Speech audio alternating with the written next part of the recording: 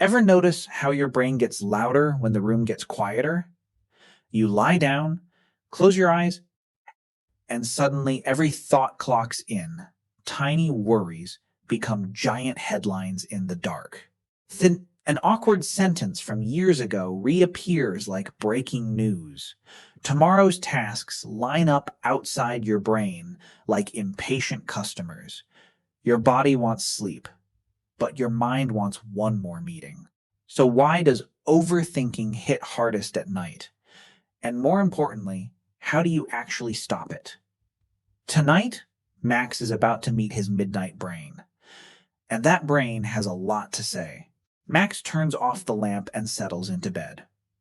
For 3 peaceful seconds, everything feels fine. Then his brain whispers, "Did you send that email?" Another voice adds, "What if tomorrow goes badly?" A third voice asks, "Why did you say that weird thing at lunch?" Suddenly, Max is wide awake again. His blanket stays still, but his thoughts start running laps. One idea triggers another, then 10 more. His mind opens old files nobody asked to review. It replays mistakes with director's cut detail. It imagines disasters that have not happened. It invents conversations that may never exist. And somehow, every problem feels larger after midnight. That is not because you are broken. It is because your brain changes jobs at night. During the day, your brain is busy reacting. At night, it finally has room to reflect. And when the world gets quiet, inner noise gets easier to hear. The same silence that helps sleep also amplifies thought. So nighttime becomes a perfect stage for mental drama. First, your brain loves unfinished business. Psychologists call this the Zeigarnik effect. In simple terms, unfinished tasks keep tugging for attention. A half-done plan feels like an open tab in your mind. Your brain hates open loops. It would rather keep reminding you than risk forgetting. That is useful at noon. It is annoying at 1 a.m. Second, your brain scans for social threats. Humans survived by caring what other humans thought. So embarrassment sticks like Velcro, especially at night, when no new information competes with it. That weird joke from 2018 suddenly gets front row seats. Third, your brain dislikes uncertainty, and the future is basically uncertainty wearing a calendar. At night, tomorrow feels close enough to worry about, but too far away to fully control. So your mind fills the gap with predictions. Many of those predictions are negative. Not because your brain is cruel, because your brain is protective. It thinks worst-case planning might keep you safe. Sometimes that helps you prepare. Often it just keeps you awake. There is also a body factor. At night, you are tired, and tired brains think differently.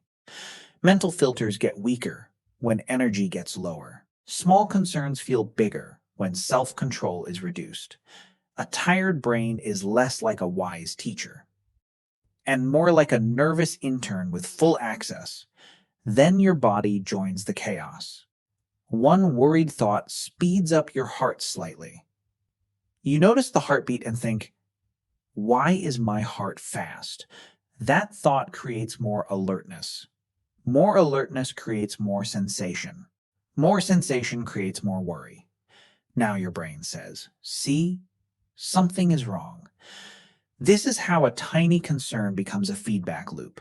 Thought wakes the body alarms the mind wakes the body even more, and sleep moves farther away. So how do you break the loop? How? Not by yelling at your brain to shut up. Brains are terrible at obeying that command. Try not to think a thought, and it often gets louder. Instead, the goal is to give the brain closure. You want to signal, "I heard you, and we're handling it." Strategy 1 is the brain dump. Before bed, write down what keeps floating around. Tasks, worries, reminders, random ideas, all of it. Do not organize it perfectly. Just move it from mind to paper. This works because your brain trusts external storage. A note says, you do not need to hold this all night. Strategy 2 is making a tiny tomorrow plan. Pick the first small step for the morning, not the whole project, just the opening move. Open the document is enough. Reply to Anna is enough. A defined first step reduces uncertainty. And uncertainty is fuel for overthinking. Strategy 3 is closing the day on purpose. Most people end the day by drifting out of it. Your brain likes a cleaner exit. Try a 2-minute shutdown ritual. Review what you finished. Note what still matters tomorrow. Then say, day closed. It sounds simple because it is simple, but simple signals can calm busy systems. Strategy 4 is lowering body alarm. Slow breathing is boring, which is exactly why it helps. Longer exhales tell the body it is safe. Save bodies send quieter messages to the brain. You can try inhaling for 4 and exhaling for 6. Or just make the exhale slightly longer. No perfection required. Strategy 5 is changing your relationship with the thoughts. A thought is not an order. A thought is not a prophecy. A thought is not proof. It is often just mental weather. You do not have to fight every cloud. Sometimes you can label it and let it pass. Planning thought. Embarrassment memory. Future worry. Naming the thought creates a little distance. And distance reduces emotional stickiness. Strategy 6 is refusing the midnight courtroom. Night is a bad time for life evaluations. Everything sounds harsher in the dark. So make one rule. If a thought starts with, "What is wrong with me?" it gets postponed until daylight. Morning you is usually a better judge. Kinder, clearer, and less dramatic. Strategy 7 is protecting the runway before sleep. Bright screens, intense work, and emotional content keep the brain lit up. If you sprint into bed, your mind may keep sprinting. Give it a gentler landing. Dimmer light helps. Slower content helps. Repetition helps. The brain loves cues. Repeated cues become, "Oh, we do sleep now." None of these tools make you thoughtless. They make you less trapped by thought. That is the real win. Max is back in bed for round 2. He writes tomorrow's first step on a note. He lists 3 loose worries on paper. He takes one slower breath, then another. When a worry appears, he labels it instead of wrestling it. The thought does not vanish instantly, but it loses some of its power. His body softens, his mind gets quieter, and sleep finally finds the room. You sit down to do one important thing, just one. Then your brain whispers, "First, let's check one tiny notification." 40 minutes later, you know everything about an actor's pet lizard. But the important thing is still sitting there, quietly judging you. So you make coffee, reorganize your desk, and answer 3 emails. You are extremely busy, doing absolutely everything except the actual task. Then evening arrives, bringing guilt, panic, and one very familiar promise. Tomorrow, I'll start early. Tomorrow, I'll be a different person. Tomorrow arrives. Surprisingly, it brings the exact same brain with it. If this sounds familiar, you are not uniquely broken or secretly lazy. Your brain is solving a real problem, just on the wrong time scale. Today, we'll expose the trick and build a way out of it.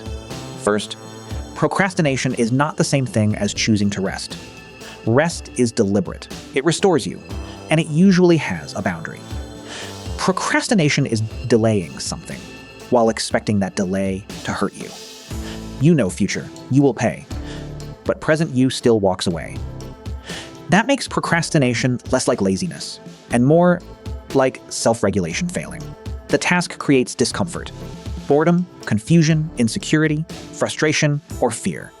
Your brain notices that discomfort and searches for the fastest exit. A funny video removes the feeling immediately. The task does not. So avoidance wins, not because it matters more, but because relief arrives sooner. For a moment, you feel better. Your brain records that result. Next time discomfort appears, avoidance becomes an even easier automatic choice. That is the first loop. Discomfort, escape, relief, and repetition. Psychologists describe this as choosing short-term mood repair over long-term goals. Imagine you must write a report, but the first sentence feels impossible. That blank page does not simply mean work. It can mean judgment. Judgment creates anxiety. Anxiety makes cleaning the refrigerator look strangely attractive. Cleaning lowers the anxiety, so your brain treats cleaning as a successful strategy. Unfortunately, the report remains, now joined by less time and more guilt. More guilt makes the report feel worse, which makes escape more tempting. This is why scolding yourself often adds fuel instead of solving anything. I am so lazy turns one difficult task into an identity crisis. Now you are not just writing, you are proving your worth as a person. No wonder your nervous system would rather watch another harmless little video. To change the behavior, we must make starting feel emotionally safer. But emotion is only half the trick. Time also distorts motivation. Humans naturally value rewards less when those rewards sit far away. A finished project next month feels abstract. One notification feels completely real. Behavioral scientists call this temporal discounting. Distance reduces felt value. Future you seems like a responsible stranger with unlimited energy and excellent posture. Present you, therefore, assigns the task to that suspiciously capable stranger. The problem is that future